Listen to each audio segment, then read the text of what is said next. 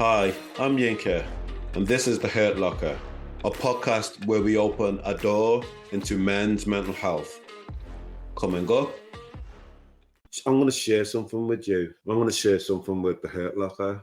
Some people would rather you swing a fist at them than open up your hands to embrace them. Why can't things be different? Will always be the motivator. I fucking love your bravery. Why weren't those opportunities just afforded? Those are the questions that preface the blazing of a trail. No regrets? You're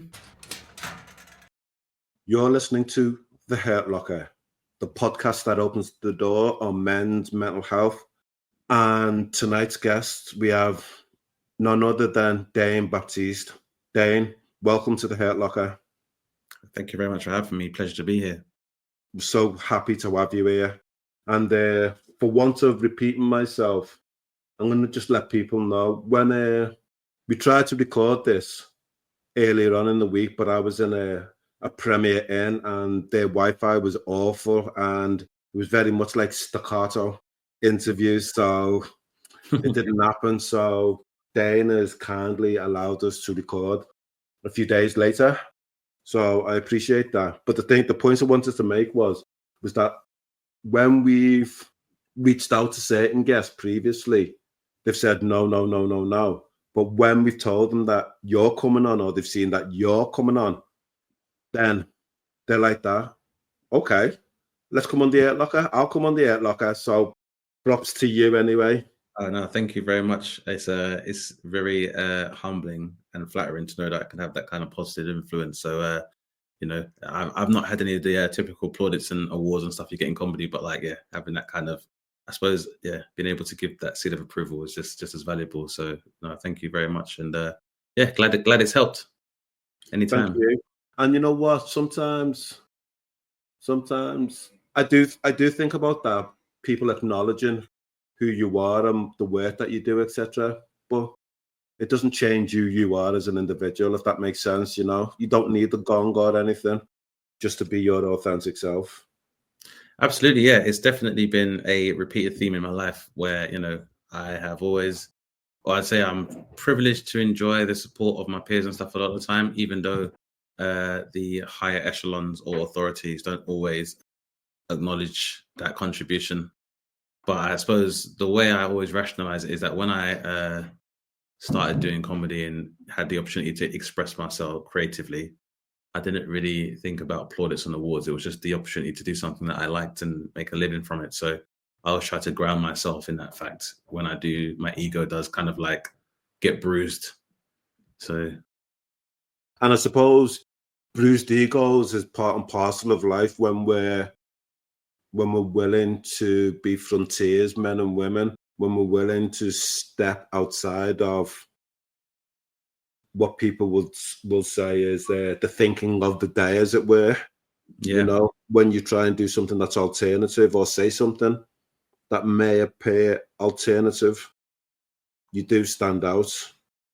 Yeah, and it's something I'm learning and something I'm definitely becoming a lot more comfortable with. I think as I mature, just as an individual and a human being, but it's definitely been a much more valuable tool within the medium I work in. Obviously, comedy is it's a very solitary art form, and sometimes you have the tendency to look at yourself in comparison to others, which is always a thief of joy. And you can also, and by that same token, sometimes you feel like the success of others is a poor reflection of yourself. And I think that's really the thing that the ego tells you. But it's it's definitely been an interesting journey whereby I know there's been an element of trailblazing and kind of pioneering that hasn't always been recognized. But I definitely am able to reconcile that based on the changes I want to see actually being present. And, yes. Even if I'm not the person that's always credited with that, what's more important is that it exists in the same way that it's like I've always wanted to, encourage a space where, people from our community can unapologetically be themselves and show much more broader range of aesthetics that relate to Blackness. And even if, and that's not something you necessarily need credit for, I think it's much more important that that exists and that becomes a tangible reality for people rather than necessarily saying that you're credited with that. So, 100%. And I will underline that by saying it doesn't matter who does it, just as long as it gets done. Exactly. And that's the most important part. And it's always a way, like I said, I'm always able to kind of ground myself, is to remind myself that you're a brick in the wall, and that there have been many pioneers that have sacrificed in various ways in order for us to get to the place we're in now. And you think that's how you think about it. Like, if people pass the torch to you, you think of it more like a baton. Yes, 100%. In the way that someone else is going to take that from you. So, and we're going to come back to this soon. And it's funny because when you say about a brick in the wall, I've been having these conversations with other people this week, about, I talk about myself and my role within the therapeutic community and just being a custodian of it to pass it on to newbies that come into the profession. But I look at the wider picture in terms of life itself and think, this can't be all it. There's much more than that, but we'll park that for now, and we'll begin by introducing you and getting our listeners to know about who is Dane Baptiste. Where did you grow up? Who are you? Yeah.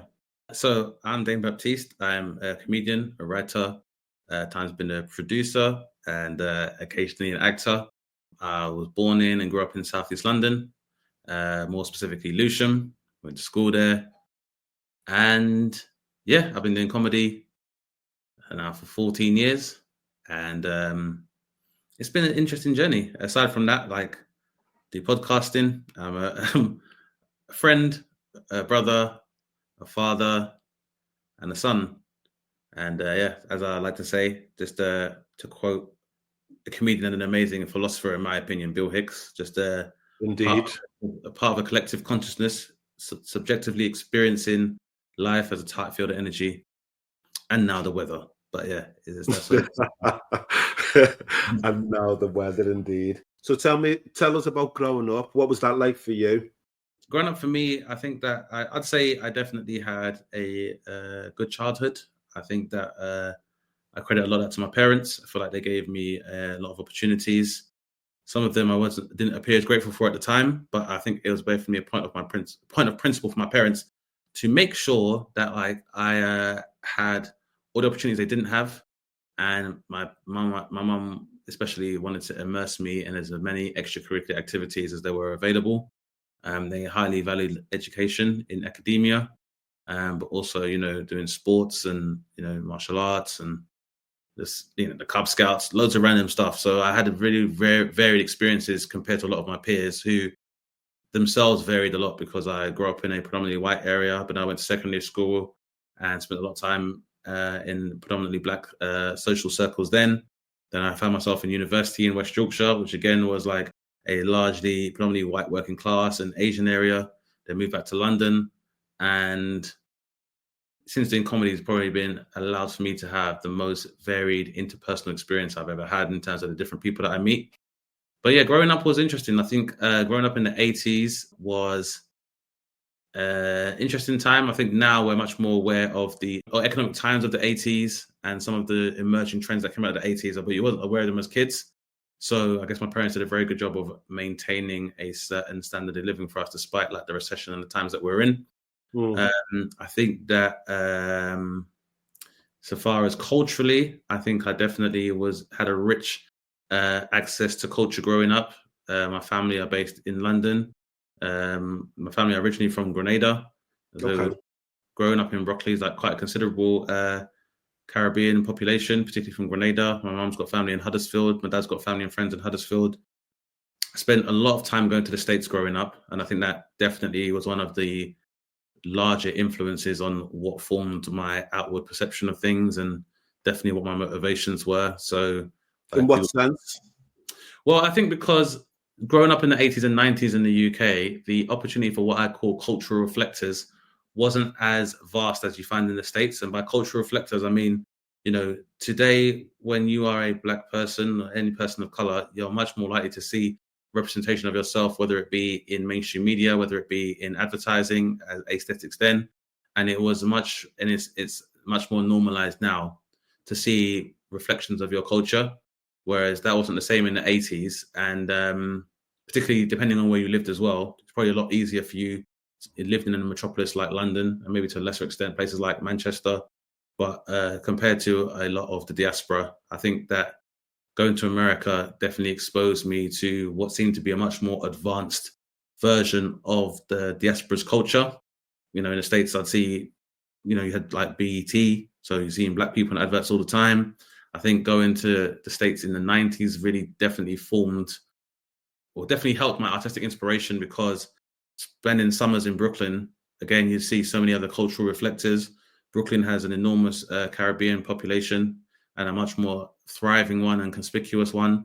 And the 90s was also like a renaissance of like black media and arts and media, because this was kind of like the rise of Spike Lee and his films, as well as Singleton as well. And they kind of covered the more dramatic side, but then you had like things like In Living Color with the Wayans brothers and them doing parody films and stuff as well. But then there were also films like The Naked Gun and Problem Child, and lots of like comedic films that definitely were influential to me. So, also music and stuff as well, which I'm a big fan. So it was almost like the way that the internet has made the world so much smaller now. It wasn't really like that in the 90s. So I remember, perfect example being, I remember the end of the 90s, like early 2000s, coming back from a trip to the States and saying to my friends, there's this new rapper in New York that everyone's going crazy for, and he's going to be enormous. And his name is 50 Cent, and he's going to take over. And they were like, really? Are you sure? I was like, I'm telling you, this guy called 50 Cent, he's going to be enormous. And I remember another time coming back, like maybe 2001, coming back from the States and being like to my friends, listen, guys, there is this rapper producer that I've heard on mixtapes, and he is going to be enormous. He produces for Jay-Z. I'm telling you, his name is Kanye West, and he is going to be enormous. And then being like, really? And I'm like, I'm telling you, this guy is going to be so big, it's insane. And it was kind of like, always having this kind of advanced access to culture almost before it touched like British shores. It was almost like a prophecy. Yeah. And then the kind of USP of my personality and stuff as well. And just a lot of these trends that eventually make their way to like the UK and Europe and to the diaspora, you were kind of getting that ahead of time, because I'd have like my cousins and stuff that would introduce me to things. And so very culturally enriching experience there, and definitely gave me a much broader viewpoint to approach my life, and also helping to form my identity as well. You mentioned about it was primarily your mum was the driver in terms of those extracurricular activities, etc., that most of your peers, perhaps most of your black peers, perhaps didn't have access to and all that. Was there a begrudging reluctance to participate in those extracurricular activities, as opposed to what your friends were doing, which is, I'll say it, not doing much at all, Yeah, I mean, I definitely think so. I think that there was, I think adolescence is a point in people's lives where you are seeking a certain element of conformity. As you're forming your own self-image and identity politics becomes a large part of most people's lives as they become teenagers. And, you're trying to work out what you're a part of, because you're also trying to find your independence, which means that you're trying to find a group to be a part of outside of the authoritarian or guardian position that your parents play, and almost forging a life for yourself that exists outside of like cultural or family obligations. So for me, like, there's a lot of things where I'd be like, no one else that's here looks like me that's doing this. Like, my friends don't go camping. Like, why am I here?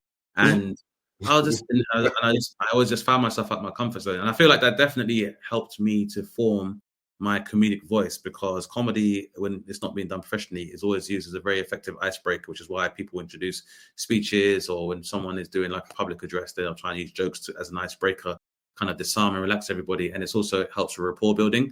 And so when I found myself in spaces where I was definitely the only black person, which was so many times, then normally, and this is done, I guess, with the context of being aware of how you might be perceived initially, comedy was always the way you'd have to kind of disarm people and by showing you have a sense of humor, would kind of relax people as well. Not too much that people would think that you were too passive and vulnerable, but it was just enough whereby you almost appeared a bit more approachable. And also, I think it also helps you to manage the situation you're in. So where I found myself in a lot of uncomfortable situations, or a few things happened, which I was just like, why is this even happening? There would be a lot of times where I'd be like, And I guess again, this influence from, consuming so many sitcoms in the States, I'd be like, I felt like I was a straight man in a sitcom. Yes. And I guess it was a way of rationalizing my environment and being able to kind of navigate it. Can I ask, growing up predominantly in a white area, Yeah. even though it's diverse, predominantly white area, were you exposed to racism? And if so, how did you combat that?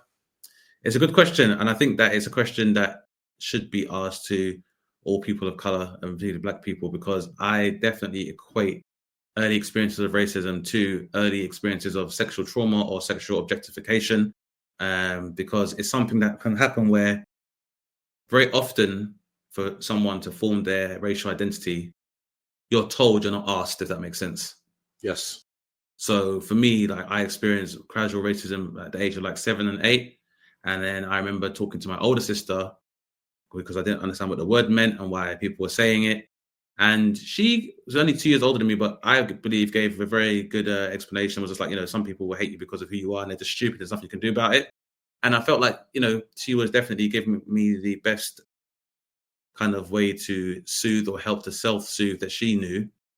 But I think I was always somebody who definitely had a thirst for knowledge. So that wasn't enough for me. So my mom used to bring us to the library every week and we'd be able to exchange books, and she encouraged it outside of school. And I remember that there was a series of books by Coretta Scott King about big civil rights leaders.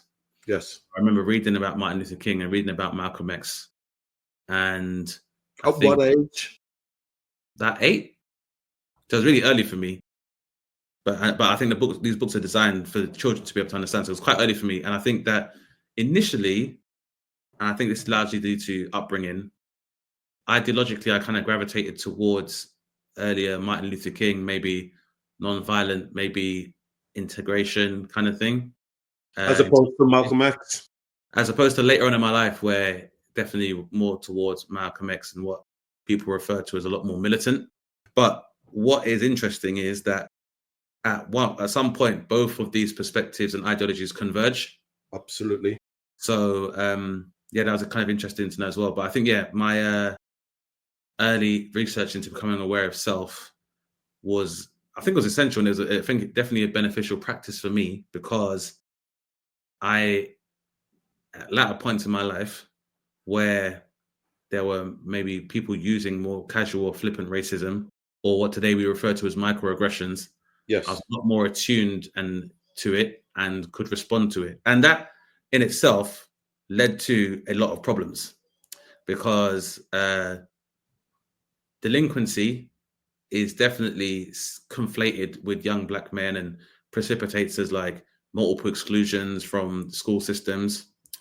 But being a smart Black kid that asks questions or can rebut dangerous. That's dangerous. It's much more dangerous. It's much more dangerous. And it, I think it definitely scared the shit out of a lot of my teachers.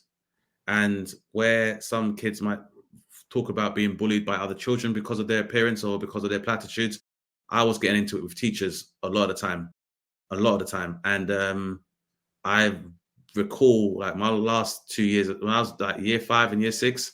Year 6 was like maybe every 2 months, my mum talking about me being expelled from school. And, to be fair, she was always massively supportive, because, it wasn't something where I was being violent or having violent outbursts towards people or being aggressive. But she was like, if they kick you out here, you just go to another school. But it was knowing who you are at a very young age, when people in an institution are trying to form your mind for you, can be a very contentious position to be in. And I remember one of my distinct memories is there was my teachers, kids sit on the carpet to be read to. Yeah. And one of my teachers used to read from like a book of poems. And one of the poems was a poem called "That's Not Fair." And my teacher was saying as a kid and reading the stanzas, and the kid would be like, "Well, that's not fair." And she was like, "Hey kids, who does that sound like?" And they were all like, "Dane, it sounds like Dane, miss." And I was like, wow.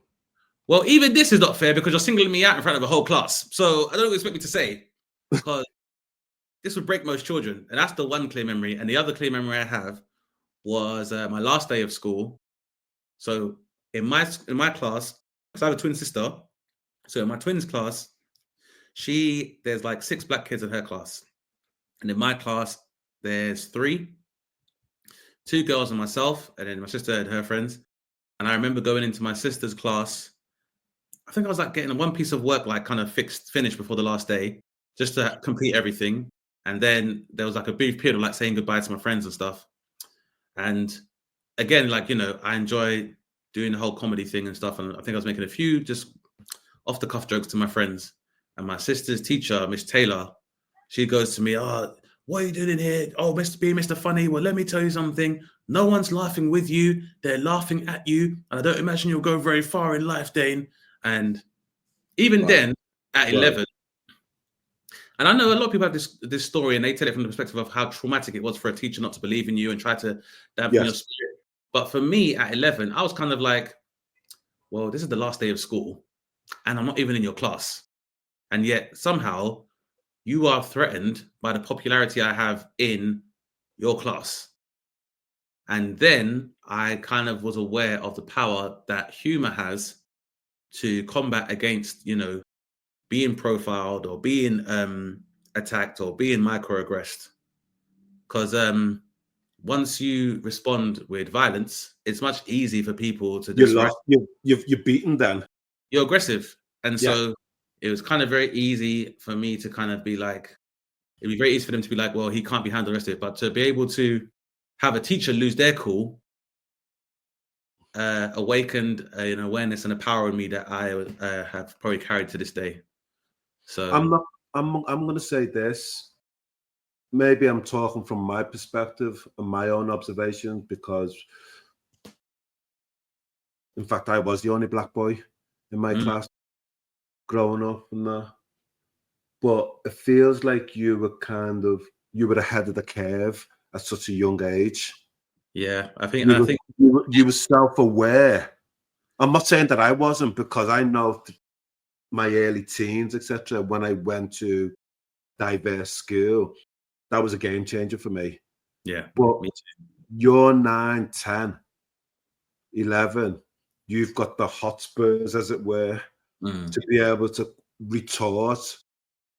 And I'm wondering, your mum was in your corner. Your mum was your cheerleader. Yeah. She was backing you. What was your dad like?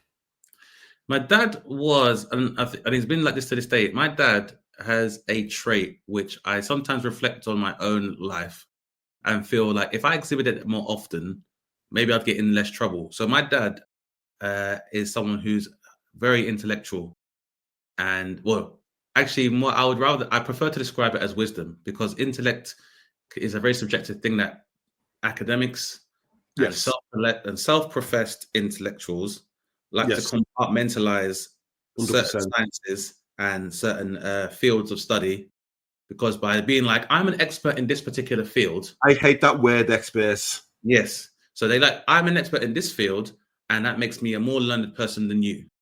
Whereas wisdom is something that comes with experience, and wisdom can be applied to various different fields of study.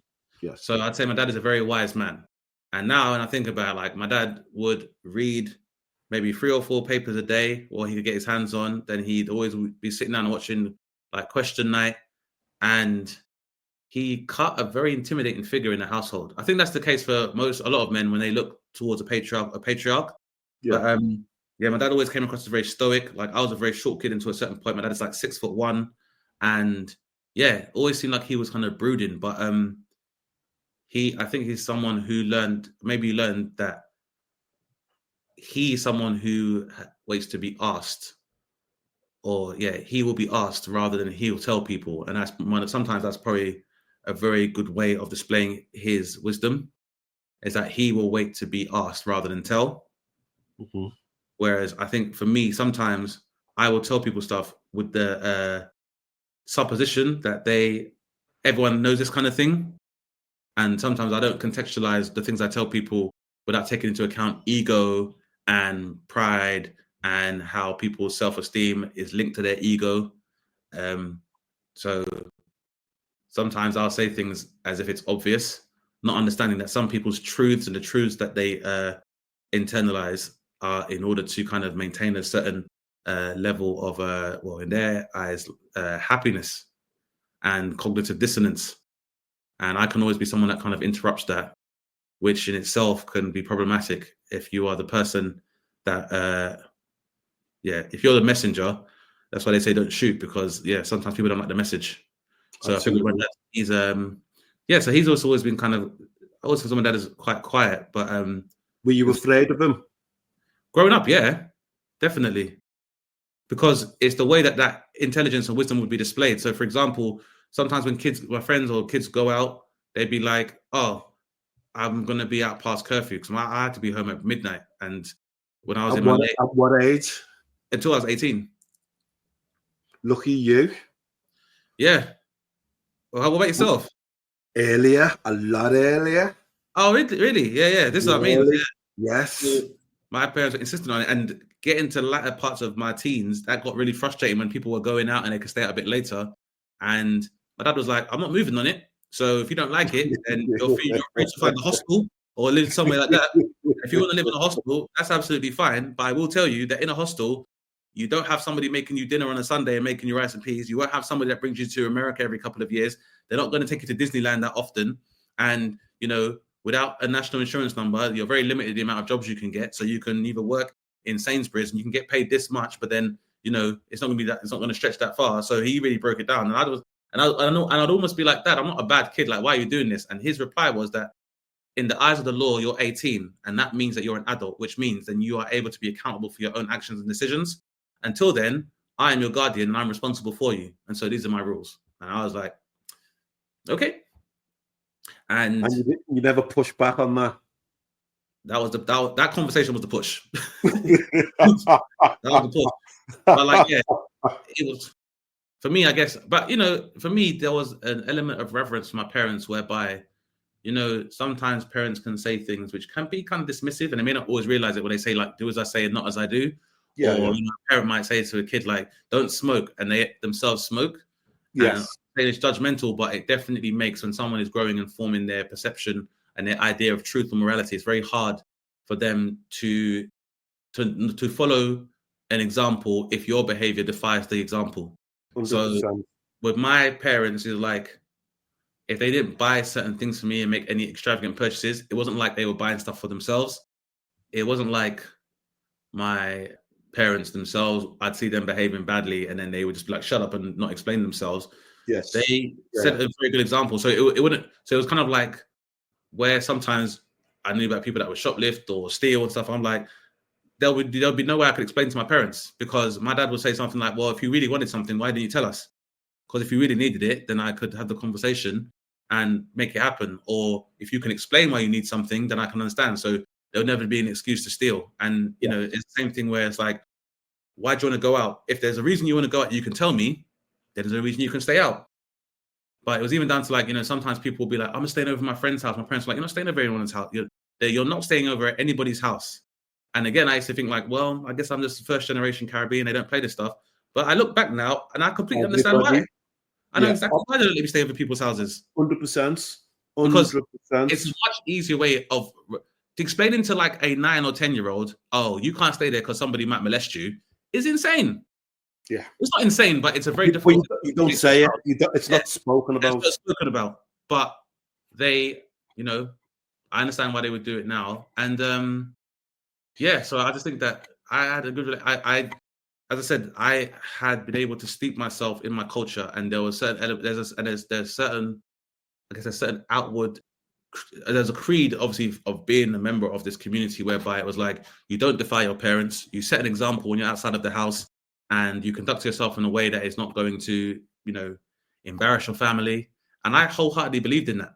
So if they say it and they're good people, then I'll listen to what they say until they do something which is in defiance of their own code of conduct. Then I can't really do anything. Like, my mum went to church every Sunday. I've never seen my dad in the church other than for weddings or christenings or funerals, but he never missed a day of work. He never missed a bill. He's never been arrested for a crime.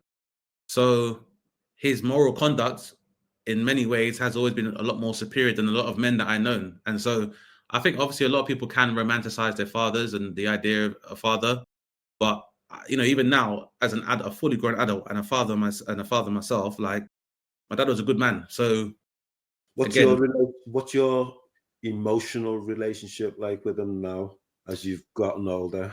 It's definitely improved, and I don't think it was necessarily stunted because of my dad being guarded or not wanting to talk. I was just like intimidated by him. Like I Yeah. found him.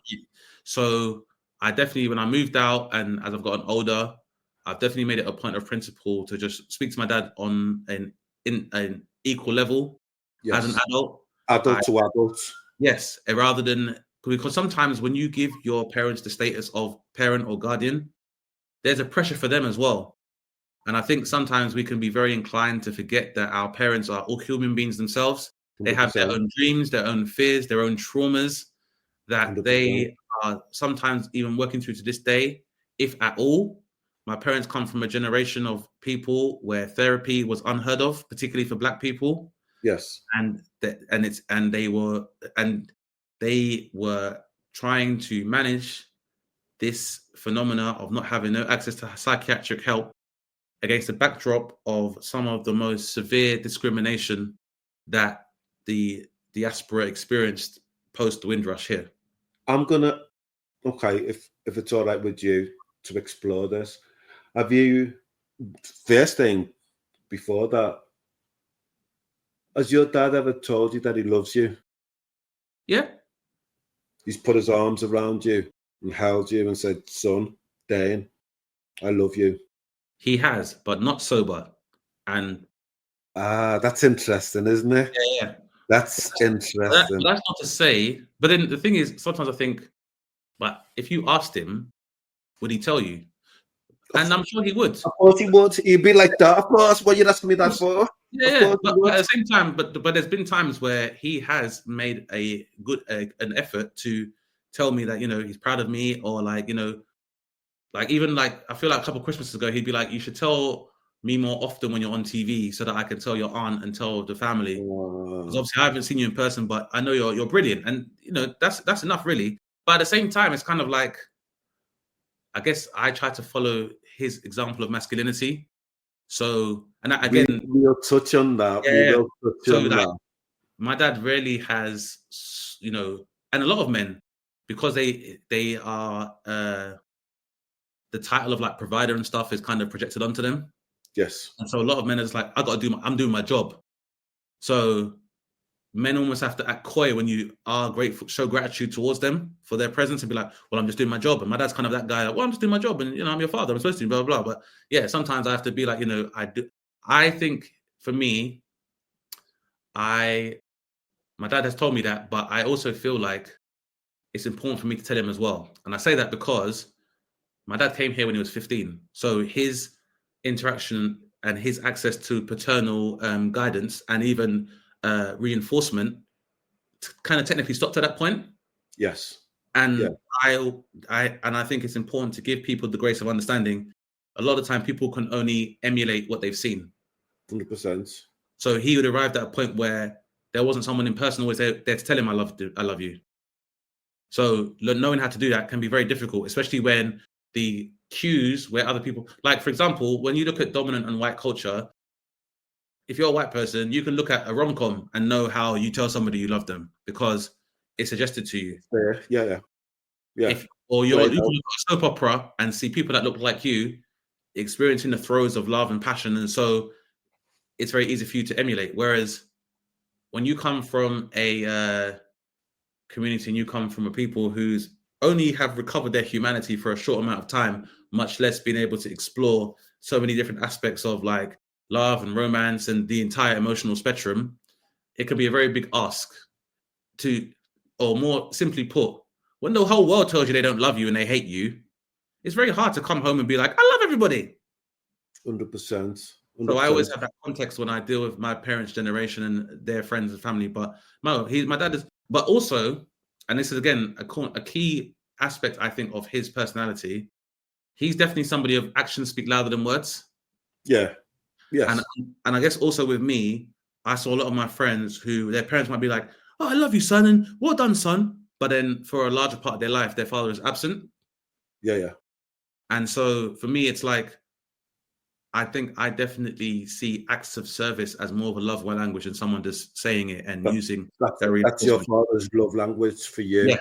So his love language is more acts of service and Okay. even parental guidance. Because like I said, understanding that he's like, I don't want you at the house when I don't know where you are until you're an adult is a sign of being like, I'm concerned for your safety when you're not at this house. So I'm going to put this in place to take care of you. When my parents are 100%. like, we don't want you to go and stay at somebody's house because you might be predisposed to danger, we can't protect you, is an act of love as well. My Yes. parents even being like, you can't eat junk food and we're not going to go to McDonald's all the time because we're concerned about your nutrition. For me, these are aspects of love that 100%. in many ways they go above and beyond. So 100%. You alluded to this in terms of the Windrush generation and the generational trauma experience. I'm going to say predominantly by your dad in one way as opposed to your mum in another way. And I'm going to say, has there ever been a point whereby you said to your dad, have you ever wanted to talk to somebody about your own lived experiences? Yeah, a little bit. But I think that I again broached that topic knowing that like that my parents would just be like, it's not really something we do.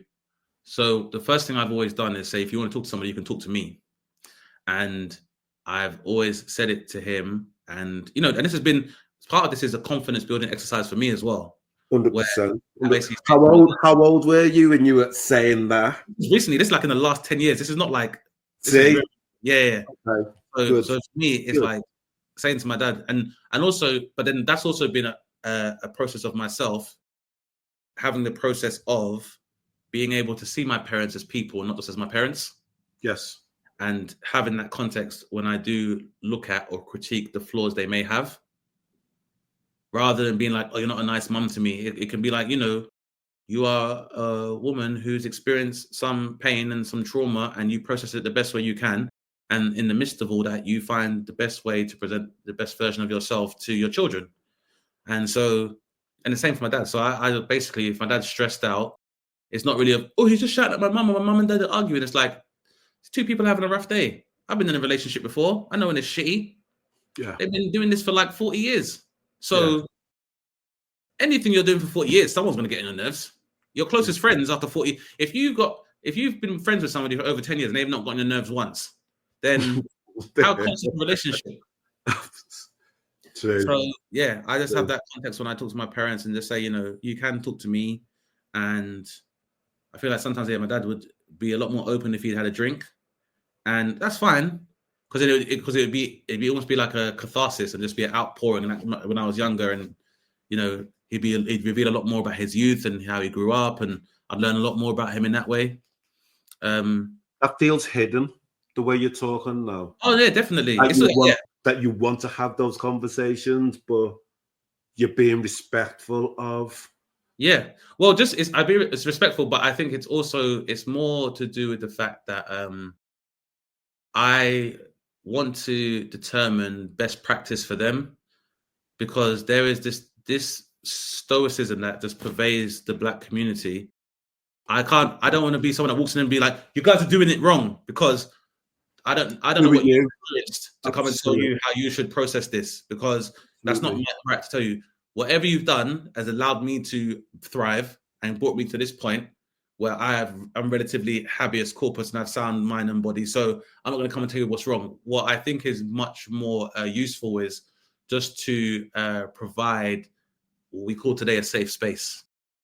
So when these certain things are drip fed, you just hear what you need to hear, and if they need to elaborate on that, you ask the kind of open-ended questions you can, so they can talk. But I think small examples, like my dad. I remember we sat down and watched the episode. Remember the Small Axe series that Steve McQueen did? Yes.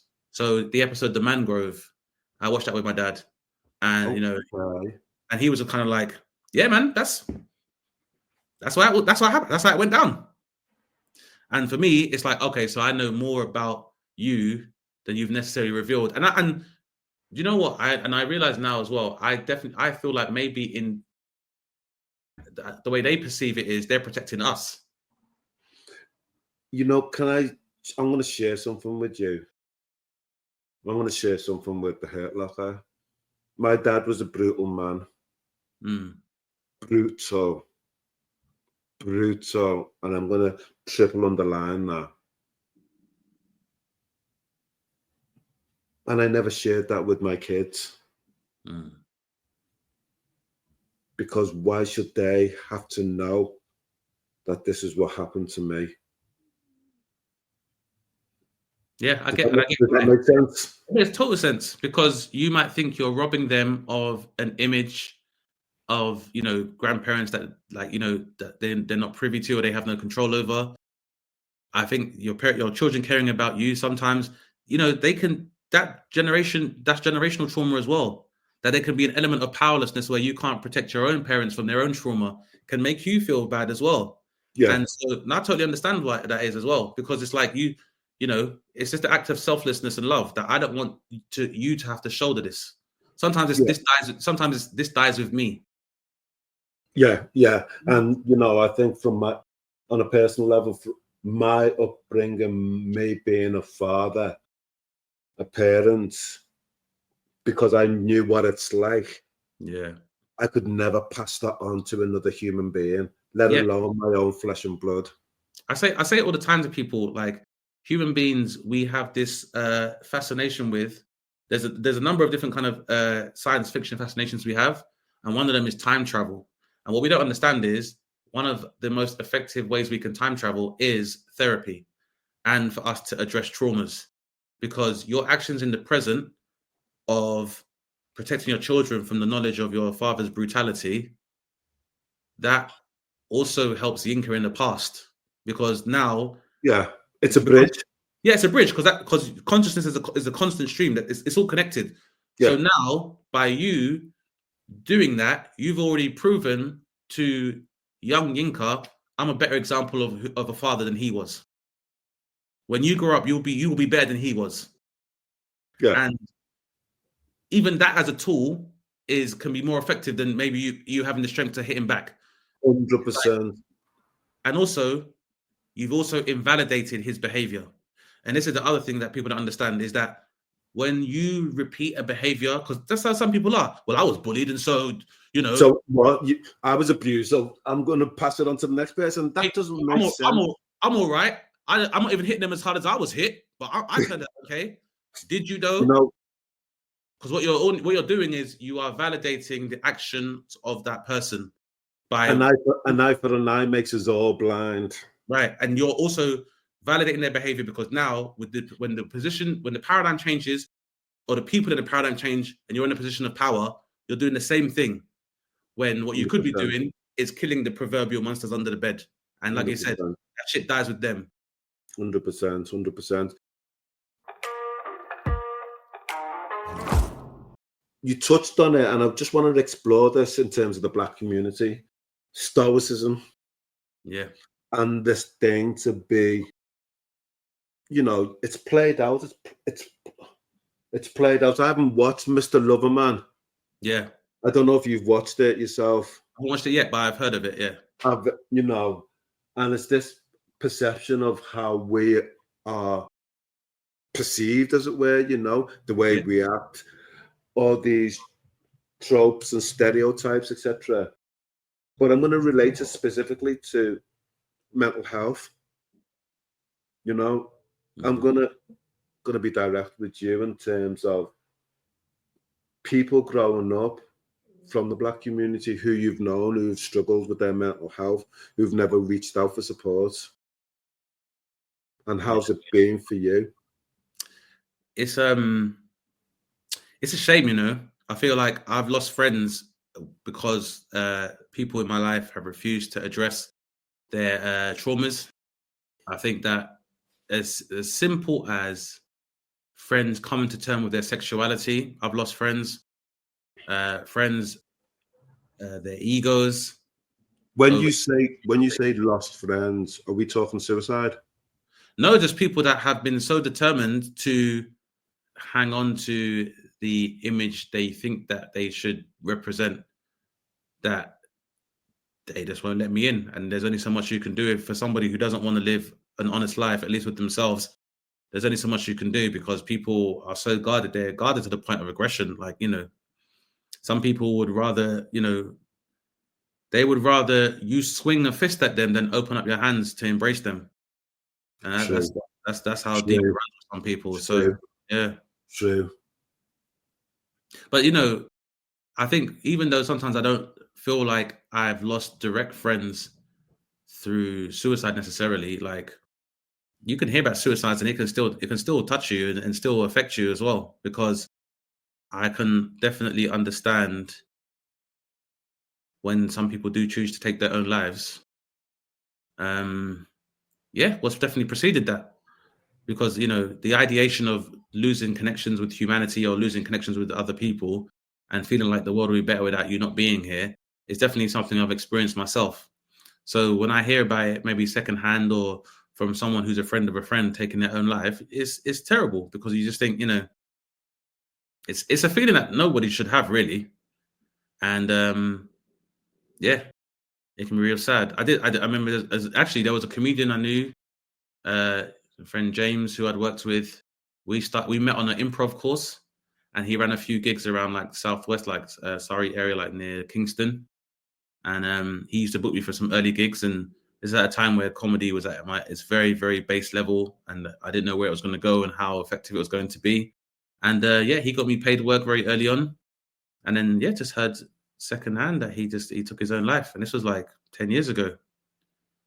And I won't say we weren't super tight, but he was a good person as far as I was aware. How did that leave you? Just massively confused more than anything. In what sense? Well, I think because, and again, this is something I've tried to research a lot more, but I just think it was just seeing how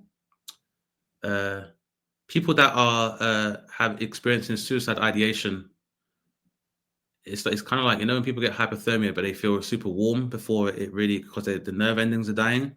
And, in my interactions with him, he never struck me as somebody who was feeling like, they didn't want to be alive anymore. He seemed like a talented person. He's a friendly person, a creative person that was seemingly open to trying new ideas, and maybe with a lot less of the cautious optimism that I have. And it seemed like he was popular around the people that I knew as well, and was always very supportive. So it was it was really confusing and kind of devastating. I'm not somebody who wants to hijack that narrative from his family and stuff, because I knew him, but wasn't super close. But it was really confusing, and it was just like, and to be honest with you, I probably buried that for a long time, to be honest. Can I ask, have you ever been to therapy yourself?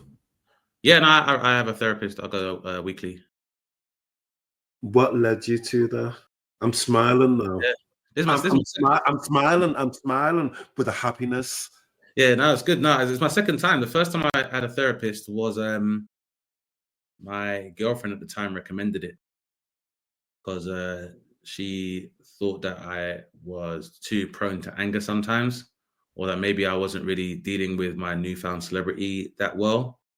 Because I just remember I remember what happened actually was that I think I had seen a... Can I pause you for one moment? Yeah. And the reason why I'm pausing you is because I asked you a question about racism growing up and that.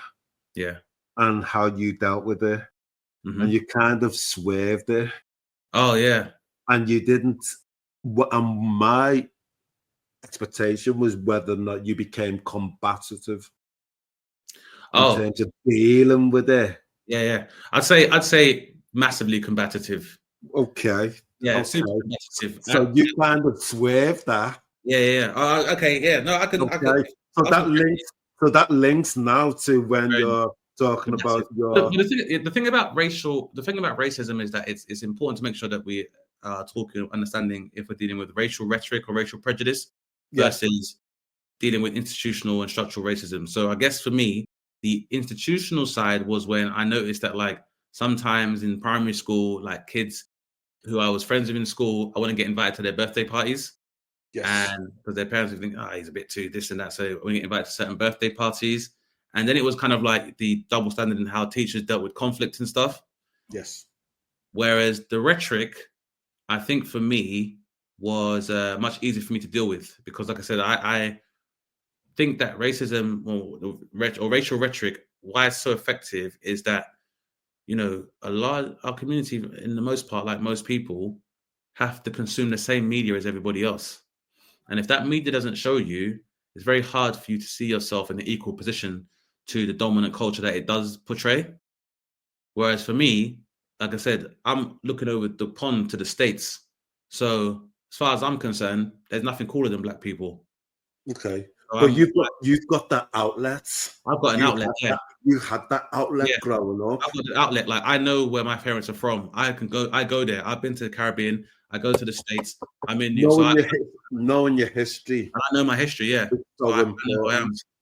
So for me to have that shaken is a much more difficult for me because I know who I am. And, you know, in ways where, like, I guess, even down to small things where it's like in primary school, lots of girls liked me irrespective of their race. So the self-hatred, which tends to underpin, you know, racial trauma, is not necessarily something I'm dealing with because, because I'm just feeling myself, I guess. And whereas, and that carries me throughout my life. But it's learning to also play that line, as I said, because, you know, I can easily punch somebody in the face, but if they call the police or they alert law enforcement, I know how that's going to look. So that's why I guess it becomes so much more important to know your history and then be able to take that history to use it to rebut any racial stereotypes that are made about you. And I guess also my home life is in direct defiance of racial stereotypes. 100%. I don't live in a council estate. My dad 100%. Is in my life. All of my sisters and my siblings, we all have the same parents. Like, my parents are still in a marriage. So both my parents are gainfully employed. So my dad was working at Ford, so we have 2 cars in the house. So the normal racial stereotypes which are projected onto Black Britons, I can't really relate to them. Okay. So does that feed into a different narrative then for you? Oh, definitely. Growing up, in terms of how you see yourself? Is there an arrogance with that though? I'd say it's more of a confidence because I think confidence. Okay, touche. The difference between confidence and arrogance is, I think arrogance is more about affirming your greatness at the expense of somebody else. Whereas for me, it's more like my confidence is like when people are like, well, you know, Black people don't do well in school. I know what you're talking about because I do all the time. So can't relate, I'm afraid. You know, so people's dads are around. I can't relate to that because my dad is around. So, and he goes to work every single day. I guess the first person that called me the N-word, when I heard them read, I was like, oh, so that's why. And from then on, I was like, I understand exactly why. Got ya. And also, that also helped me to understand that it's a learned behavior. And, you know, 100%. I'm not sure how much the field of therapy looks into racist platitudes, but it doesn't. Isn't that interesting? I could tell you a story about my training. Isn't that interesting? I could tell you about my training the first time around, and when I walked away off the training itself because of all of that. Yeah. And then I went and retrained somewhere else. So interesting. It's so interesting that somebody would prioritize the outward appearance of their culture rather than their children's happiness. It's so interesting that you would deny your children opportunities like travel or experiences based on who provides those experiences, and nobody. Like, it's so interesting that you live in a post-religious country like the United Kingdom, where people like Richard Dawkins are celebrated for their scientific ideas, as well as Darwinism is celebrated for evolution. However, the same country cannot admit openly that race itself is a construct and there is no separation. By the definition of species itself, we can't be separate races because the definition of a species are 2 organisms that can mate and produce viable offspring. And if black and white or Chinese and Indian people have children, those children are not sterile. And therefore, there is no factual nor scientific basis for racism, which means anybody who holds those platitudes is living a life where they are directly in contradiction to scientific fact. If you describe that about any other thing, you would be clinically insane. But for this, you're supposed to be normal and okay. Yeah. The fact that people will provide this idea of superiority and then not provide any reinforcement in that in any other aspect of their family's lives, you'd say that was insane. Where it's like, well, son, I'm not going to teach you how to read. I'm not going to take care of your nutrition. You don't have to worry because you're better than any black person. And you send people out with that mentality. How can that be healthy? It couldn't possibly be healthy. It's like, I would like to posit a theory. Normalized racism and racial violence, as it's normalized in a country like the United States, is so pervasive and has been so normalized in terms of the ritualistic killing of black people. That is the exact reason why America has the highest number of serial killers in the world. Because murder conducted within a cultural capacity was largely accepted in America and is even accepted today. And this idea that you can go out and watch innocent human beings be killed because of the color of their skin, but then you would come home and have a thriving and healthy relationship with other human beings is impossible. Because if you go to a war and you observe violence within a combat capacity, we all know that soldiers will come back, and we call that PTSD. Absolutely. And that can manifest in violence they show to their own family members. It can result in, as you know, suicide ideation, because the sheer despair of what you see can make you feel fatalistic about life in general because you've seen it cheapened so much. And yet there are people who went and watched people get lynched, walking around free today, and no one thinks about what the long-term transgenerational effect that will be on that populace. It's like, I think they say it's 30% of all domestic violence cases in America are perpetrated by police officers. Yeah. Well, I mean, if you go out in the street and at your shift, you see violence everywhere, you are not getting as much sleep as you can get, you have to have coffee and donuts to keep you awake, or in some cases, in order for you to deal with the people on the street, you're doing steroids in the gym for you to stay in shape as well. You're seeing normalized violence all the time. What, are we surprised that these people are coming home and beating up the people in their own homes when they're when they're questioned about the trauma that they experience in the street, which they're not even able to articulate? Are we surprised that they project that violence onto the people in their homes? Do you know, Yinka, what I find weird? Whenever an innocent person is killed, sometimes they'll try to tell you they were on a drug, almost as if to justify their killing. So, for example, when George Floyd was murdered, some people say, yeah, but he was on fentanyl and blah, blah, blah, blah, blah. Now, even if he was, which we know he wasn't, but even if he was, fentanyl is a more powerful depressant and opioid than heroin. You know what people do not do when they are on an opioid? Go out and start fights. Fights, of course. At least pick in the same token, from 2005 until his murder, his assassination, that, thank God, it was captured live. Yeah. Well, none of us could escape from that. None of us. We had to watch it. Yeah. 16,000 people of color were killed by the police, and not one single police officer was arrested from 2005. Yeah. Now, from 2005. And that helps, and that's just from 2005, and that helps my theory even more. You know, there will always be like, Botham Jean had weed in his house, and this guy was on this, and Eric Gardner had cigarettes. You know, they never tell you when a school gets shot up what the shooter was on. You ever heard the autopsy reveals after the person killed themselves that they were on this much Xanax or this much Prozac or this much. They never tell you. Well, it's interesting you should mention that because I don't know if you've come across 13th on Netflix. Yeah, You've watched it. yeah. I mean, You've I've read watched it it before. about the I read it before. It was correctional facilities in yeah, America and all that, and how it's played out. And Bill Clinton's 3 strikes and you're out.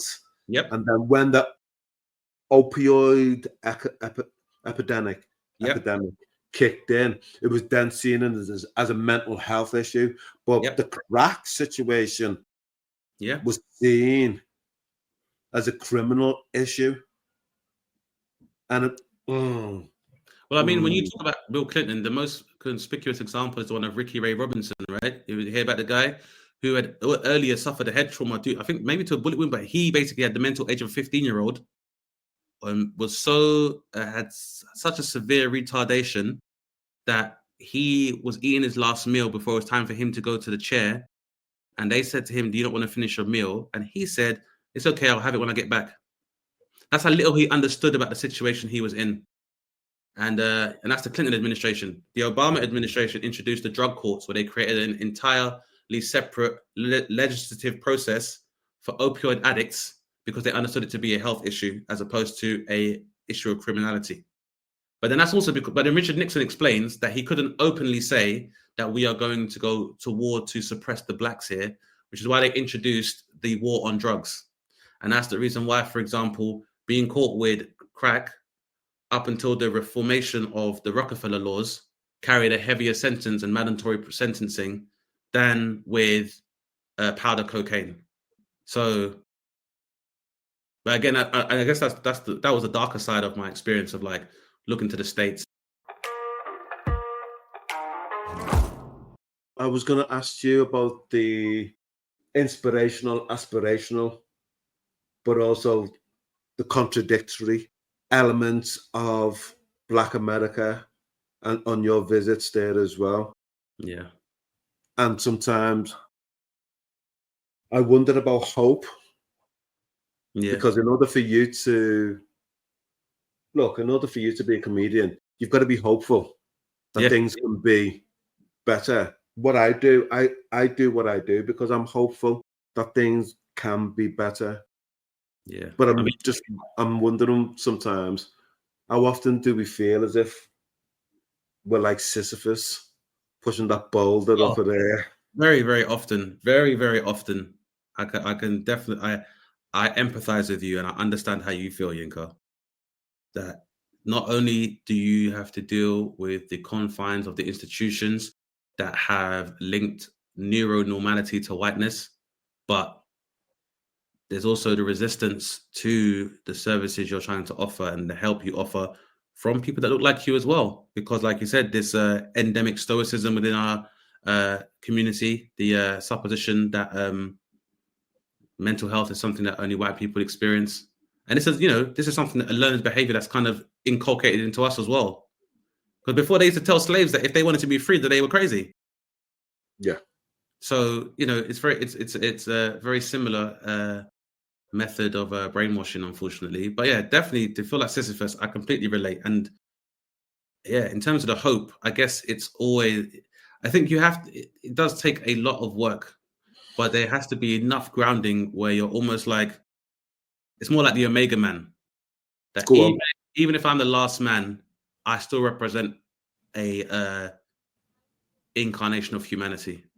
And so as long as I am here, then there's still hope. The important thing about art, however, is that you are trying to create an extension of yourself that can be tangible, but really what it's supposed to stir is something that is intangible. If you can introduce ideas and concepts into people's heads and be an inspiration, these are all intangible attributes, but they are the things that are going to outlive you. 100%. And you know what? You take me back to right at the beginning of our conversation and being frontiersmen and women. And I remember, I forget her name, forgive me on this, but there was a Black actress who died recently. And the headline in the newspaper was, she was a trailblazer. And I took offense to that. And the reason I took offense to it was, why should this woman be a trailblazer. And I know what they were alluding at. She was the first person to break through, as it were, to be seen on daytime TV, to be in these soaps, X, Y, and Z. But why did she have to be the trailblazer? Why wasn't it just open? Yeah. Why weren't those opportunities just afforded? Do you know what I think, Yuka? I think that those are the questions that preface the blazing of a trail. That's all I can tell you, really, is that the first person who says, why isn't it like this? And this isn't fair. That's the inception of the change. So that's probably why you remain a pioneer in your field and part of a small minority within the field of like psychiatry, because you question why it didn't exist. And so, yeah, we'll never be able to answer. And you know, I used to say to myself, if the experiences and the traumas that I experienced went extinct and they were no longer around, I'm happy to walk away. 100%. 100%. Walk away. So, you know? Yeah. You mentioned earlier about, and I'm going to touch on comedy, but I want to go back. You went to, was it North Yorkshire? You went to university there. I was in Bradford, in West Yorkshire. You were in West Yorkshire. Yeah. How was that for you? I know Manningham and places like that. Yeah. You know? Well, Manningham and West Bowling, that's all right. But when I went to, so my family, a lot of my family are in Huddersfield, which is obviously a town which is about an hour away. Now, Huddersfield has quite a big, thriving Caribbean population, or so I thought, because obviously when I went up there, I'm with family. So when you're a wall-to-wall family and you're going to like events when your family are there, you'd be forgiven for thinking the rest of the town's like that. But then I go to, yeah, exactly. So I go to uni and I'm telling you, I thought I went through a time portal into the 60s. Like, West Yorkshire was it's crazy. It's crazy. Like, it's like, and it's happening at a time where it's the turn of the century. So I'm observing, well, at least in music, I'm observing that Black creatives from this country are beginning to experience success within the music industry on an unprecedented level, and almost with an air of independence as well. This is like when garage is getting big, so you got So Solid, and you know, you got Pay As You Go, and I'm just completely enamored with my country and these advances being made in the culture from people that look like me, from a similar background, and seeing references within the mainstream music that I completely understand and have grown up within. It's amazing. What's happening at the same time, though, and I'm not sure if everybody notices, that Black creatives, so far as actors and comics, are disappearing from TV.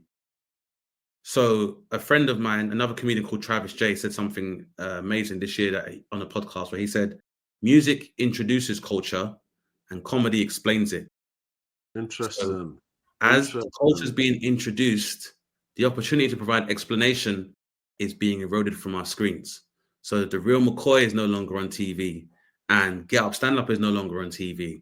And we've seen Lenny Henry on TV that often.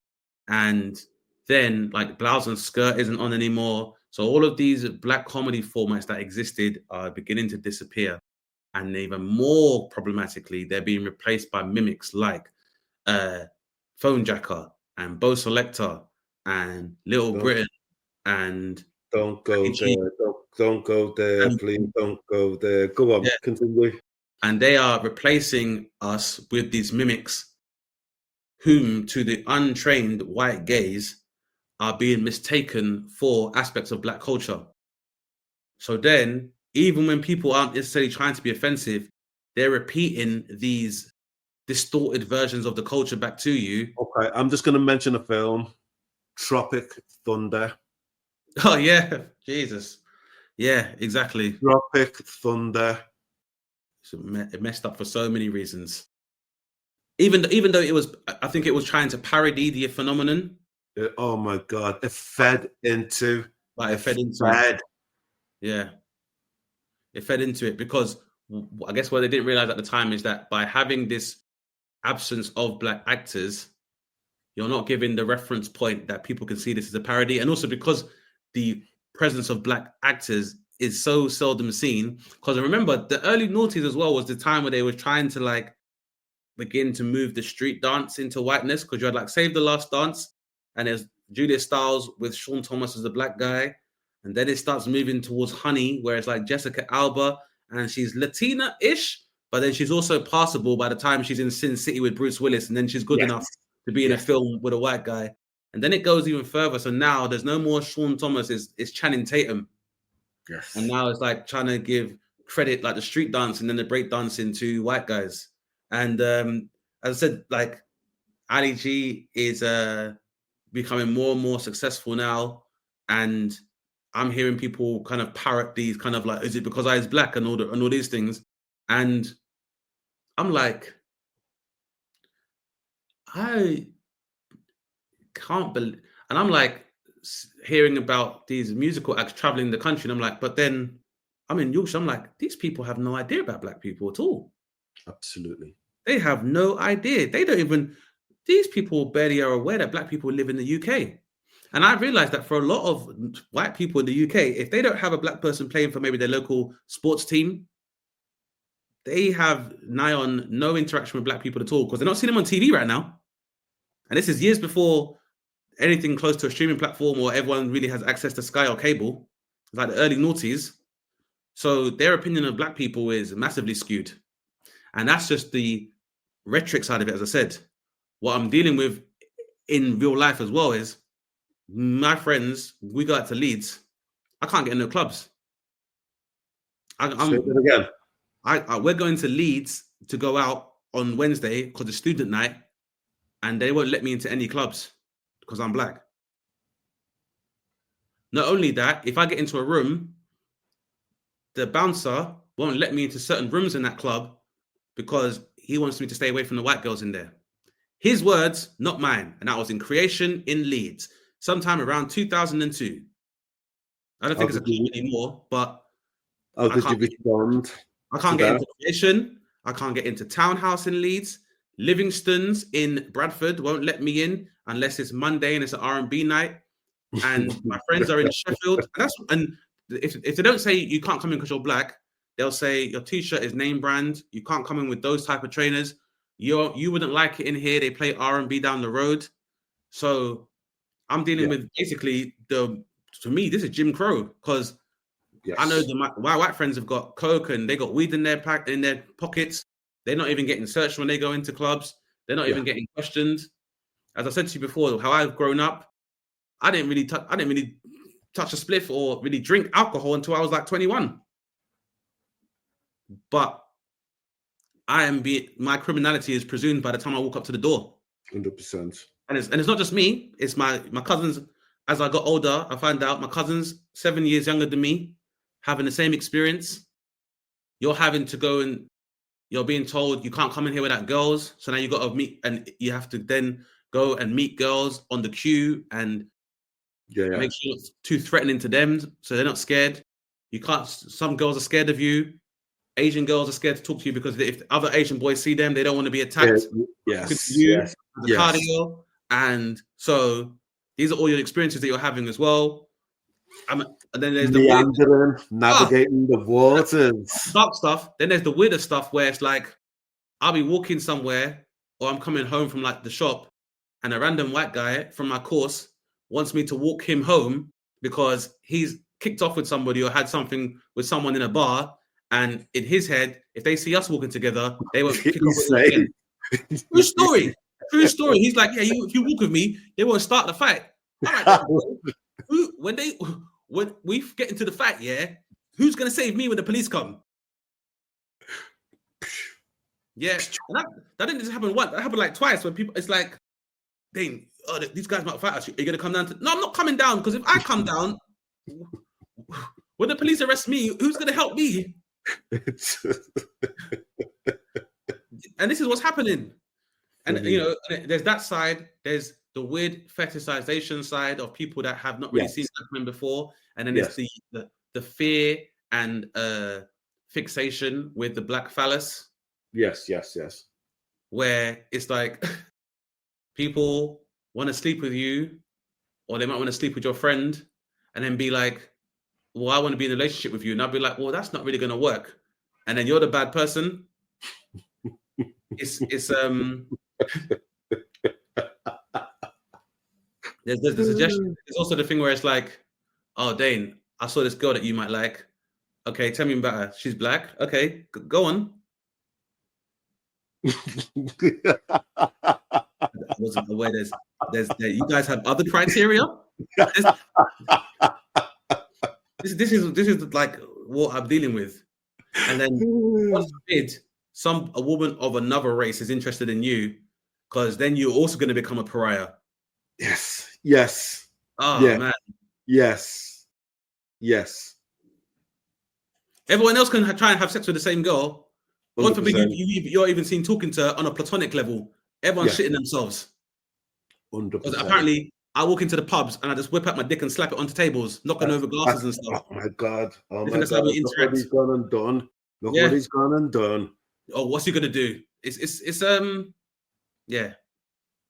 insane experience, which definitely, while I have made some lifelong friends at university, it also definitely made me comfortable with my own company. I hear you. And again, I definitely feel like had I not had the cultural grounding I had, it may have had a much more devastating effect than it did. Because to go from somewhere like London, where you are in a melting pot of different cultures, and like I said, you're at the epicenter of a growth subculture, to then go into Yorkshire, it's like getting a time warp. And my nephew is like 17 now. He ain't going to that kind of uni if he wants to go to university. Are you going to tell him to stay local? Maybe not local, but you need to have a healthy Afro-Caribbean society or have access to your culture. And I mean, it's very different for kids nowadays because they have, social media, which can connect them in very different ways. Presence as well. They can go online, but going outside and touching grass, so to speak, is also a very important practice. So to be able to do that and have access to your culture, even if that means maybe you travel and stuff, then that has to be done. Because, that is, I wouldn't go into detail, but I do not want anyone I care about to have that experience of it being in the 21st century and being refused entry to clubs because of your race, and you're the only person there that's being refused, and the pathetic excuses being used to turn you away, and you're having to sit there. I'm supposed to be paying $9,000 a term, or being paying $9,000 a term for someone to be like, well, your trainers are a different type of trainers to the type of trainers he's wearing. Or to see my friend not get into a club because he's got a Levi's t-shirt on, and that's name brand, and drug dealers wear name brand t-shirts. I don't know any drug dealers that wear Levi's. What the fuck are we, man? And the worst thing is, it's like, if I had a choice, I wouldn't be here if I wanted to go out. I wouldn't go out around here. This would not be the choice. My friends chose this place. Yes. I'm just going with some friends. I would never be here by choice. And a very exhausting experience. I think over time, I learned to go where I was wanted and accepted, and I was finding those spaces. Okay. But isn't there a loss there? Isn't there an acquiesce? What I mean by that is sometimes I want to just push back. Yeah. Sometimes I want to push back and say, yeah, you think you know me and all that, but I will find a way in, But sometimes, and I hear you don't want to be part of that. You don't want to be associated because you are in the minority, as it were. Because that's more, I guess that's more of the Malcolm X mentality I spoke to you about earlier, where it's like, why do I need to integrate with you? Because what tends to happen is it's not integration, it's assimilation. Because there's a few times when I did get in some of these clubs, I was like, I didn't move my feet the whole night. I'm like, what the fuck do you not listen to in here? It's terrible. Yeah. I'd never heard of cheese before I went to university. I didn't know people danced to adverts and theme tunes from sitcoms. Yeah. I was like, this is stupidness. This is the culture that you think you've got gatekeeping from me. You may have it. Yeah. I'll be fine listening to the music I enjoy in the place that I enjoy. That being said, though, I believe that's where the seed was planted in terms of how I'm going to begin crafting my comedic voice A and the nice top. segue. A nice segue. Yeah. Tell me about that. You said you've been doing it for the last 14 years. Yeah. What was the catalyst? The two main catalysts for me were the 2008 credit crunch, and then Go on. So essentially, I think that on reflection, I definitely always enjoyed comedy, and I think I always wanted to be a creative. But again, I said, with the upbringing I had, I wanted to emulate my parents and just be a provider and have good, stable work and be able to take care of my family and myself should the occasion call. And there was just something that seemed a bit laissez-faire about being a creative, and also massively unrealistic, particularly for a British person. When I juxtapose the state of Black creativity as a hub in the UK versus the US, I was like, we are way off. No chance. Yeah. Way off. And also, I think a lot of the time it was like, what it would take to be famous in the UK. I don't want to be that person. Too much pressure? No, just what they could deem acceptable by the UK was just like, I always tell people all the time, it's like, when I was growing up, Frank Bruno was supposed to be the model Black Britain. And Frank Bruno had a psychotic break and was abandoned by everybody and in a caravan. And so that to me was like, well, that just goes to show you what they will do when you need their help. So how much does it help you to be like a Frank Bruno? So yeah, I was like, yeah, you're okay. We were given, people like Chris Akabusi and, like I said, Frank Bruno and Chris Eubank. And I think over time, I've definitely understood these men and their the pressures and plights of their journeys a lot more. In what sense? Well, because they were people that would have been trailblazers, and they were the people that would have been in spaces where they didn't see a lot of people like them, and they would have dealt with the pressure that I think all of us do. Well, I think they would do with the pressure of this idea that people will embellish if we show any kind of defiance and try to portray us as difficult to work with or as aggressive. And also, you also have to consider as a Black person in any of these spaces of like entertainment or like sports and athleticism, is that your conduct forms a basis for how everybody that looks like you is perceived. It's interesting you say that. It's so interesting you say that, because I am in a city predominantly white, yeah.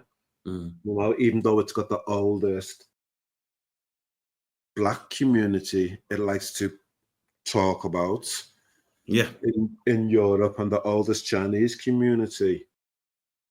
Yeah. I think it's interesting for you to say that, because I'm wondering whether or not, well, there's a couple of points. When I go down to London, I am so enthused by the dynamism of young Black professionals. Yeah. Go-getters. Fucking go-getters, and that no role, no position is beyond their aspirational capabilities, and I think places like Liverpool, etc., were kind of penned in. Yeah, definitely, and that's it. You're penned in, and that's all. That's the only difference, really, because my observation is there's a lot more unity amongst the diaspora in parts of the north. When I was in Bradford or I went to Leeds, every other Black guy would say hello to me. I think Londoners, they're a bit more spoiled, and they were able to, so they can have a bit more discernment even when it's not needed. So, but yeah, it's more of a paternalistic situation where normally the state of how your wealthy white people live, there will almost be like a cultural trickle down effect on the diaspora that's within that place. So obviously Liverpool has a much higher working class white population, then somewhere like London will have a much Yeah. higher class.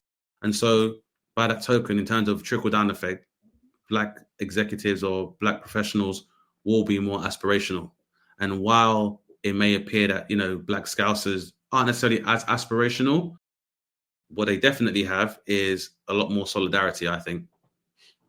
I think there's a tendency for a lot of Black Scousers to leave Liverpool. Yeah. Because they acknowledge the ceiling from an early late teens, early 20s. Yeah. And if they don't decide to go to university as mature students, then they'll think, nah, let me get out of here, because the ceiling is too thick to break through. Yeah, because whoever the powers that be who control the Merseyside area are, they might throw a bone to the lower echelons of society. And as a Black person, you're fighting with the white working class, you're fighting with white women, and everybody will fight amongst themselves. And unfortunately, we know how that plays out. Yeah, we know how that plays out. And why stay and do more of it? But then, I think, I can speak myself personally. So for myself personally, in terms of comedy, like where my career has gone, I've definitely made it a point of principle that if comics and wherever the Black comedy scene exists and Black comics based in North are, however I can help them, I'll always try to reach out. There's comics that I've met like Shay Burnley and Sarah Levine, who are both based in Liverpool.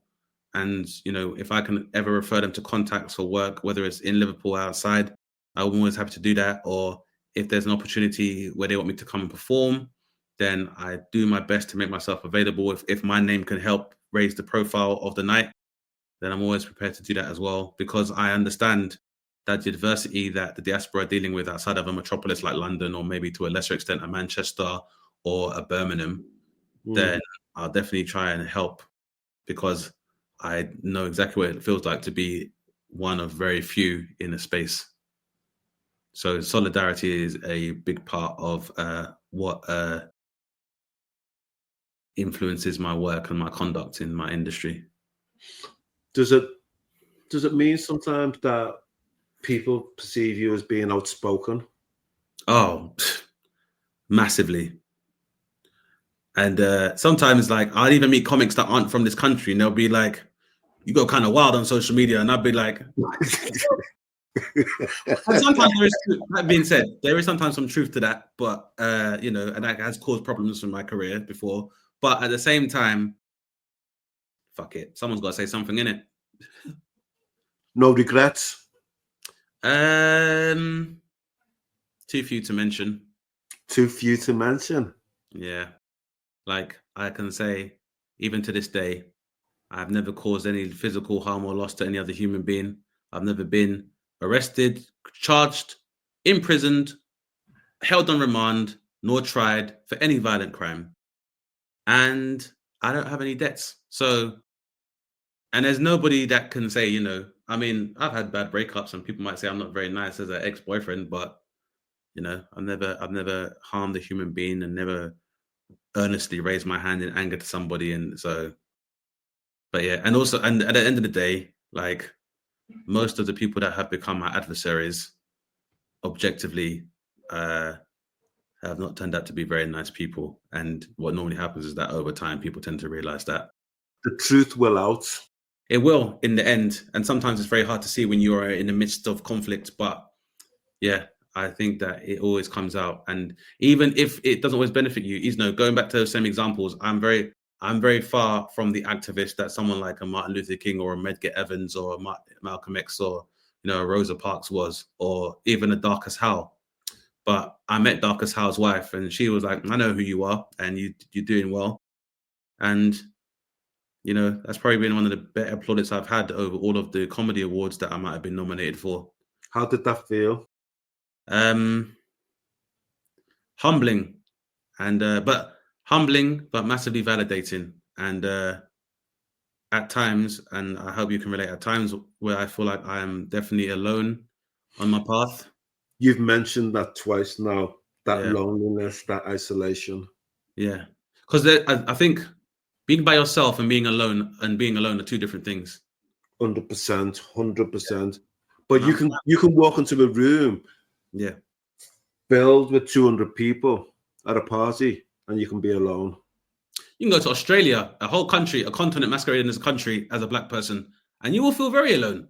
Oh, I'm not. Listen, Australia's not on my bucket list. Don't worry about that one. Don't worry about that one. Yeah, if you think Liverpool's got a way to go, try and imagine Liverpool in the 70s, and that's Australia. There's a lot of work to be done over there, and that British colony on the other hemisphere of the world. And I've been there. I think I've been there 5 times. And again, one of the most gigging has been comedy has taken me to places that I would have never considered going as a tourist. Okay. And how was that then for you? How were you received? Because there's your politics. Yeah. There's your outlook on life.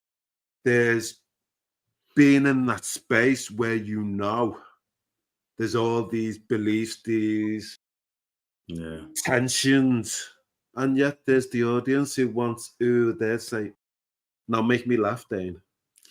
Well, it's a really good question, actually. I think, you can find all of those different aspects of the experience, even within the comedy rooms. Like, I've been to Melbourne, been to Sydney, been to Perth, been tour of the West Coast.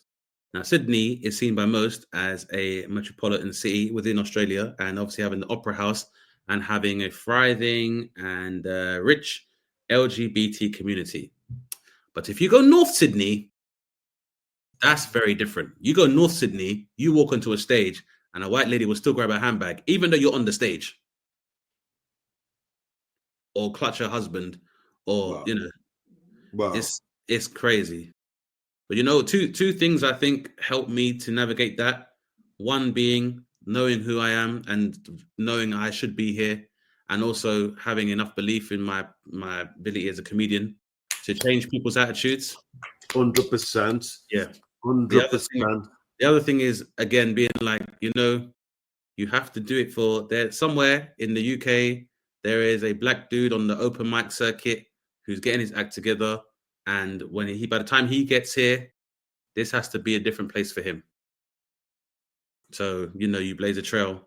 But most importantly, I think for me as well, is that it's like, I am aware that there is a indigenous population here who aren't even given the opportunity to come on a stage like this.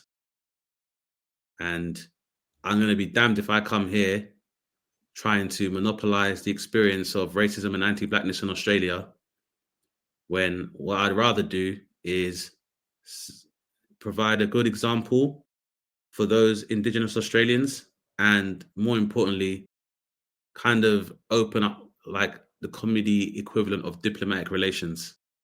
I hear you. So will part and parcel of your act be around all that? Yeah, a little bit, but given my experience, but I like to just maybe use material that's a bit more disarming and focus on the commonality between myself and the audience, which you tend to find. I think comedy is laughter is a universal language. 100%. But I definitely put some stuff in there that is definitely for my for our brothers and sisters on the other hemisphere. And I think for me, if I can continue to have material that entertains and inspires my Indigenous Australian friends and colleagues, then that is as big as an achievement as being nominated for an award over there. So just them knowing that we hear them and we understand and respect them, and that when I'm in Australia, I represent them as well as myself, and I'm doing TV galas, or even in New Zealand, like that's what's important to me. And I say that now because obviously I'm having a conversation where I'm enjoying myself and I feel heard.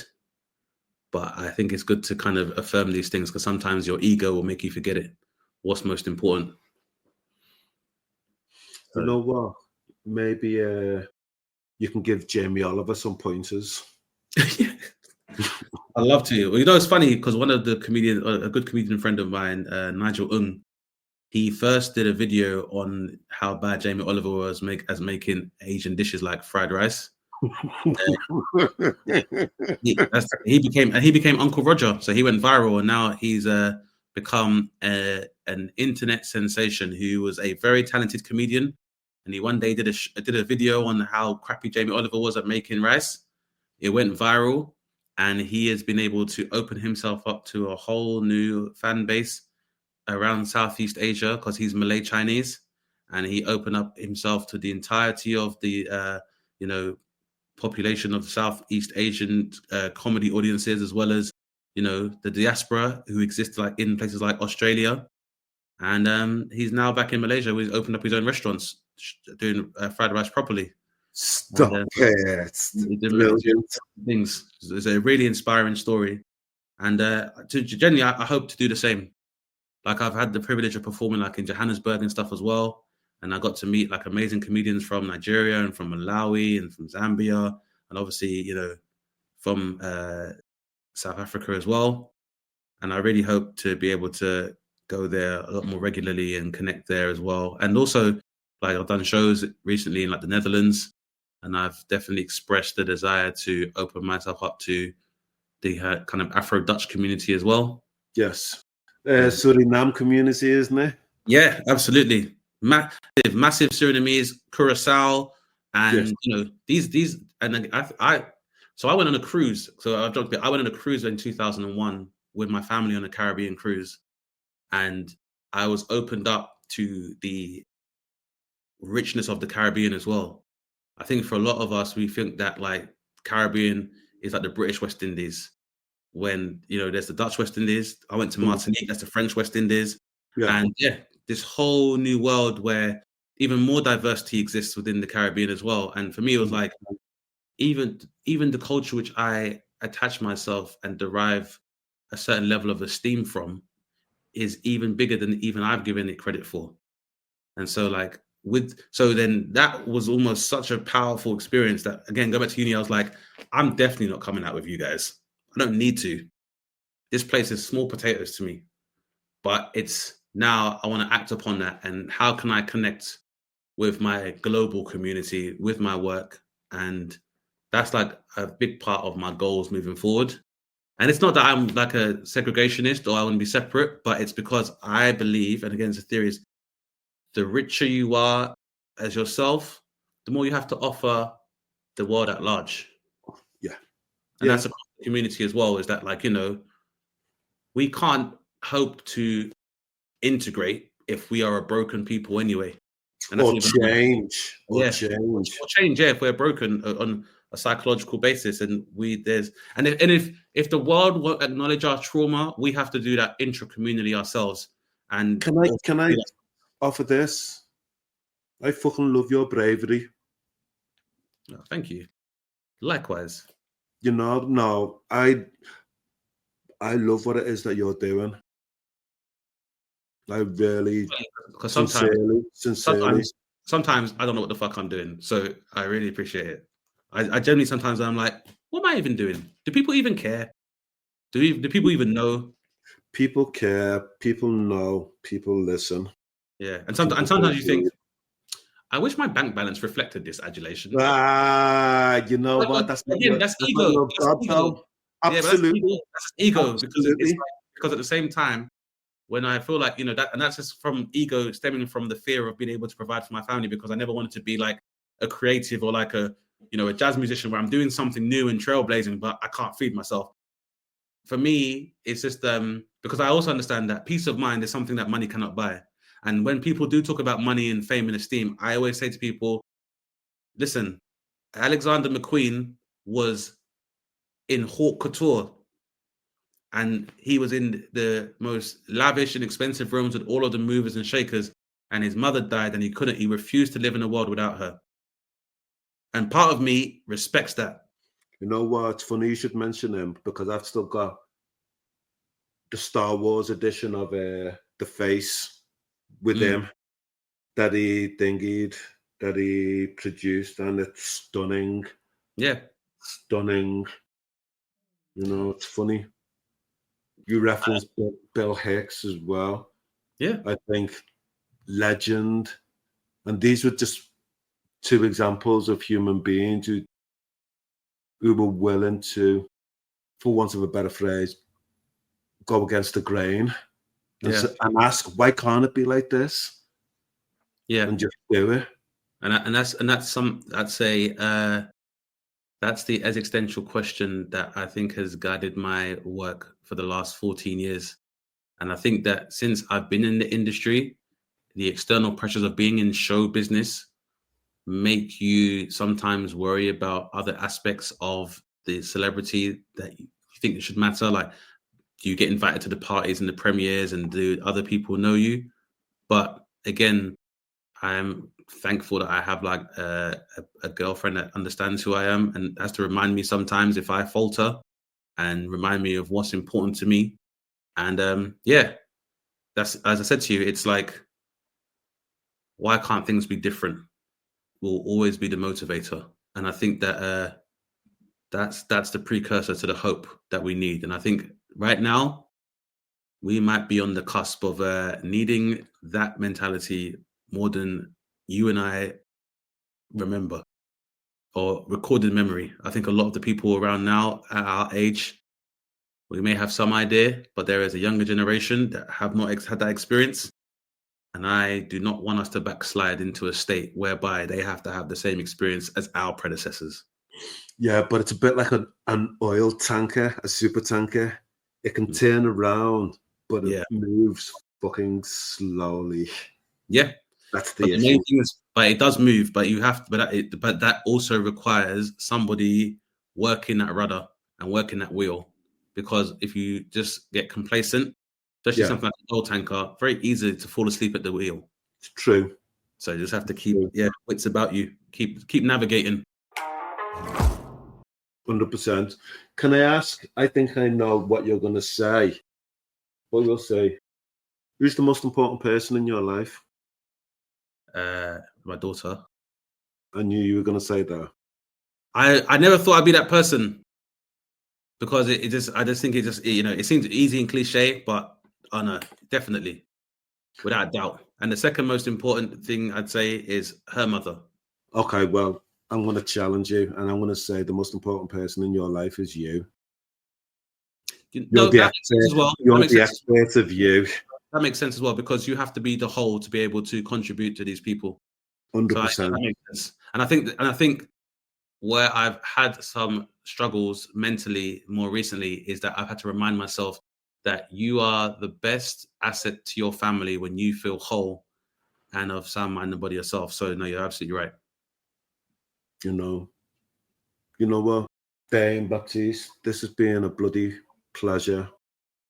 No, it has, man. It always is good to chop it up, man. And I definitely, I could continue more. I'm happy to come back when you're ready. We'll speak to a few people and we'll do part 2. I'll be happy to, man. I find these exchanges very humbling. And again, you know what? In less than 3 months, we're gonna have a follow-up, okay? Just do it. And also, like, obviously you're doing important nuanced work in terms of like helping, like I said, Black men who are in midlife and at an age where, suicide becomes a much higher probability, and just working class men in general. Let's talk around that. I'd like to be involved in that and stuff as well, especially because, however you choose to articulate it, there is an element of crisis among men. And okay, let me leave this with you. Yeah. Let me leave this with you.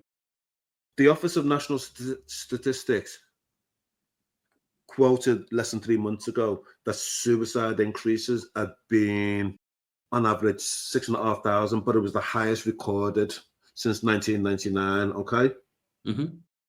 I've done a freedom of information, and I've asked the question. We know 6,500 people die in England and Wales, but why is it that they don't break it down by ethnicity? Well, yeah, because they know what the resultant outcry would be if they did that. Why is it? I know personally, because I've done the research and I'm doing some stuff on it, and because I'm a bricklayer. I was a bricklayer, yeah. 700 people die in the construction industry each year. That's 2 a day. That's 2 a day. It's crazy. And yet we don't know how many people the global majority die. Yeah, it's crazy. It's crazy. It's crazy that people. It's almost frightening to think that there are people who are profiting from hiding those statistics. But rather than dwell on that side, we're going to pull these people back from the figurative and literal edge. That's the key. I welcome your support.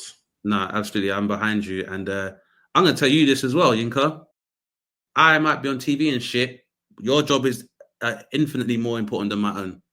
And I'm glad you're here. And it's much more important, the work that you're doing. It's more important than preachers and pastors in their pulpits. It's the body politic.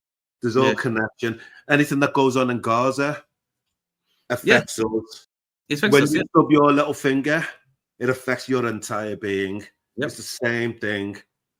Yep, exactly that. And that's what it is. We are still part of a collective consciousness, and there are a lot of distractions that we deal with on a daily basis that try to make us forget that. And we need to be reminded of that, because the more technology is proliferating, and now that we arguably might not be the most dominant species in the next 50 years, we have to work about how we're going to ensure our well-being for the foreseeable future. So I'm interested to exchange those ideas with you, man, and I'm really happy to be on here. And thank you for having me. Thank you, Dane. It's been a fucking pleasure. Likewise, man. Thanks so much, guys. The Hurt Locker is a safe space for our guests to openly share their mental health experiences. If you have been affected by any of the content in this recording, then please reach out for support. If it is an emergency, dial 999. If you would like to talk to somebody today, then please call the Samaritans on 116 123. Stay safe. Thanks for listening to this episode of The Hurt Locker. Please give us a rating or share with another listener. You can also follow us on Instagram and Facebook at The Hurt Locker Pod.